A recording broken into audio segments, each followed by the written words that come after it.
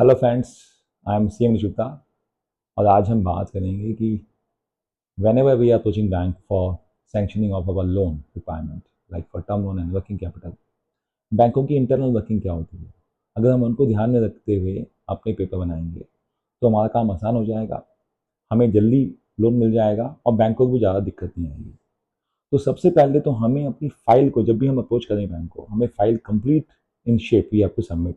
उसमें हमारी last 2 years की बैलेंस शीट, ऑडिट रिपोर्ट, हमारी up to date provisional balance sheet, हमारे जीएसटी रिटर्न्स 12 महीने के, हमारी बैंक स्टेटमेंट 12 महीने की पीडीएफ में, हमारी केवाईसी, नेटवर्क स्टेटमेंट, ये सब पेपर और एक सीएमए डाटा होता है, वो बना के हमें बैंक को सबमिट करना होता है।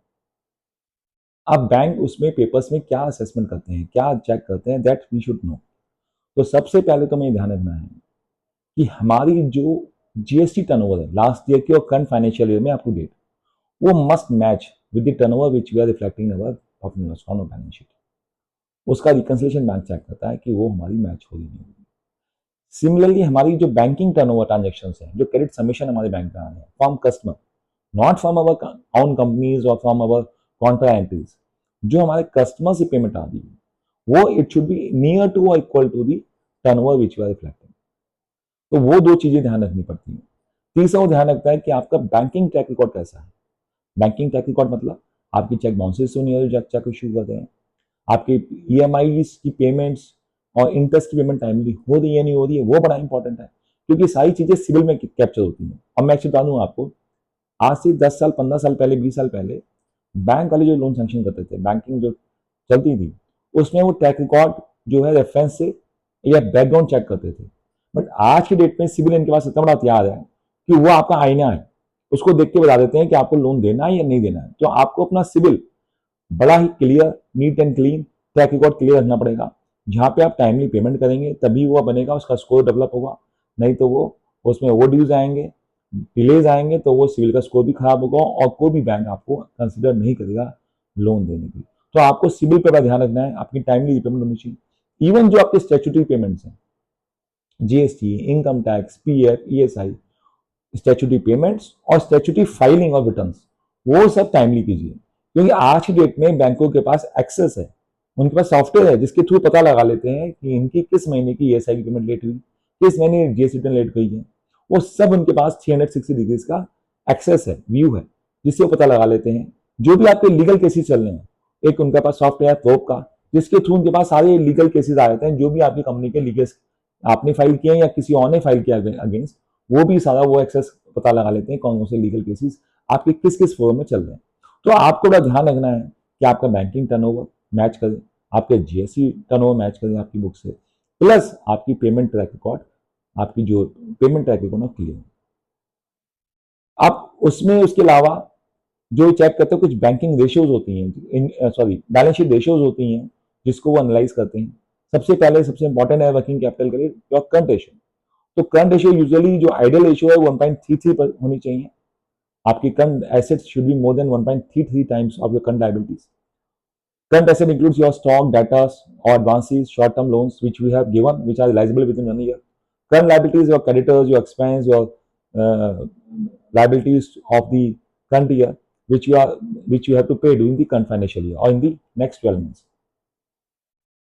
तो उसकी रेशियो आपकी मिनिमम 1.25 होनी चाहिए, जिससे वो इंश्योर करें कि आपकी ड्राइंग पावर बन रही है, आपका जो रिक्वायर्ड मार्जिन है 25% का, वो आपका बुक्स में आया हुआ है, पैसा लगा हुआ है आपका, वो बड़ा इंपॉर्टेंट है। एक रेशियो होती है TOL/TNW, that is called total outstanding liability tangible net worth. Tangible net worth you must be knowing कि total share capital plus your reserve and surplus मिला के जो भी पैसा आपका है वो कहलाता है टेंजिबल नेटवर्थ। और टोटल आउटसाइड लायबिलिटी में ये टर्म लायबिलिटीज और ये करंट लायबिलिटीज, करंट लायबिलिटी में आपके क्रेडिटर्स हो गए, एक्सपेंस पेबल हो गए, आपके अदर लायबिलिटीज होंगी, और टर्म लायबिलिटी में जो आपके टर्म लोन्स हैं which are payable after 1 year, payable more than 1 year, वो लायबिलिटी टर्म लायबिलिटी होती है। तो टोटल लायबिलिटीज जो है should not be more than 3 times of your net worth in manufacturing concern. Trading में ये रेशियो अप टू 5 टाइम तक acceptable है, बट ये रेशियो जितनी कम होगी उतना ही बिजनेस हेल्दी होगा, उतनी ही बैलेंस शीट आपकी हेल्दी होगी।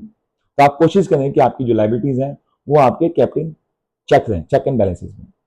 आपका EBITDA, earning before interest tax and depreciation, वो आपका पॉजिटिव होना चाहिए और ग्रो करना चाहिए year after year.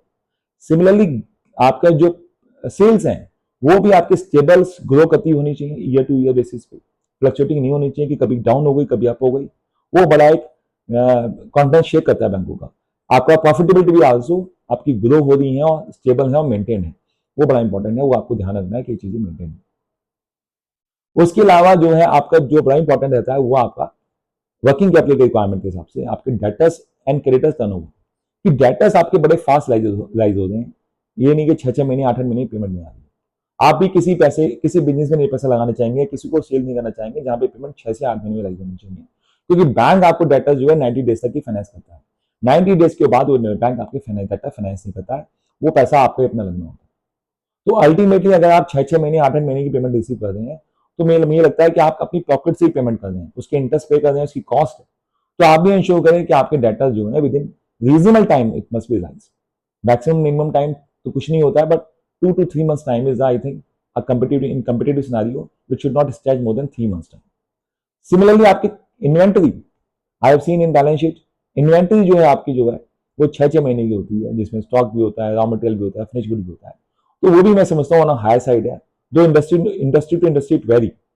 I can not comment on generalize basis, generalize basis में मैं कमेंट नहीं कर सकता, बट इंडस्ट्री में इंडस्ट्री वेरी करती है। बट जितनी आपकी इन्वेंट्री कम होगी, क्योंकि आपकी कॉस्ट है, you have taken loan to finance those inventory, तो you are carrying a cost. And जितनी भी आप एमएनसी देखेंगे, बड़ी बड़ी कंपनी देखेंगे, मारुति लिमिटेड है, और भी बड़ी कंपनी टाटा है, they are keeping inventory just in time. तो वो इन्वेंट्री मिनिमम मेंटेन कर रहे हैं, क्योंकि उस पर कॉस्ट इंकर करनी होती है, उस पर कॉस्ट इंकर होती है, आपकी बॉरोइंग कॉस्ट इंकर होती है, आपका फंड यूटिलाइजेशन इफेक्ट करता है, आपका कैश फ्लो इंपैक्ट करता है। तो आप कोशिश करें कि आपकी इन्वेंट्री को आप किसी चार्टर्ड अकाउंटेंट बोले, अपने अकाउंटेंट को बोले, and find out ways and means to reduce your inventory level. आपके डेटा लेवल इंप्रूव करें, आपके इन्वेंट्री लेवल इंप्रूव करें, आपकी रेशियो इंप्रूव करें, आपकी जीएसटी टर्नओवर मैच करे, आपकी बैंकिंग टर्नओवर मैच करे आपकी, प्लस आपका बैंकिंग ट्रैक रिकॉर्ड क्लियर होना चाहिए, स्टैट्यूटरी पेमेंट्स का या ईएसआई का। दीज अगर ये 5-6 पॉइंट्स अगर आप ध्यान रखेंगे तो मैं समझता हूँ आपकी जो बैलेंस शीट भी हेल्थी रहेगी, आपकी पोजीशन भी हेल्थी रहेगी, और bank will look forward to help you, to assist you, and you grant you loan. This is in all.